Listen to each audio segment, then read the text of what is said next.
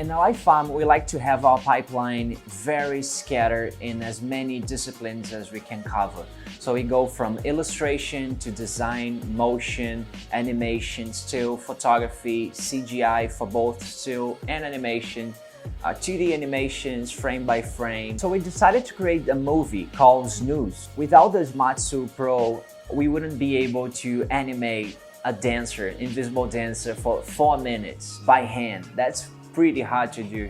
So with the suit, in few months and very few animators, we were able to create many shots in the movie, because most of the shots we had the dancer in the shot dancing without a person in that. So there's also that, because we're dealing with an invisible dancer.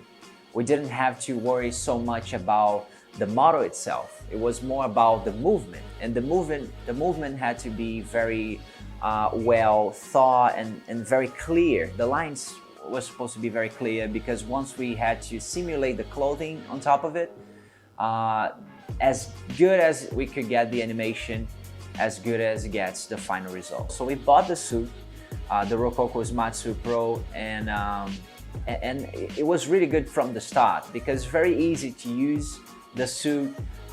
It's not so hard to add to the pipeline. Of course, there are some things you had to learn, understand, get used to it, but once you do it, and it doesn't take long, it's really helpful. And it was really helpful for us to have that real base and real physics and gravity to work with. So having that power in every project is very powerful and very useful, and for the animators, it really helps to get to the final result faster and better, and have a really good reference of how real physics, real motion works. Now we see a lot of possibilities in our pipeline. The first thing we can do is every animation we don't have to animate by hand. We can at least have a base to understand how that really works in real life, gravity, real physics and everything.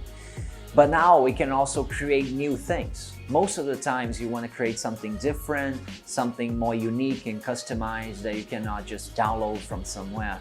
You have to create it. And Rokoko suit really comes in that sense, because you can create pretty much anything.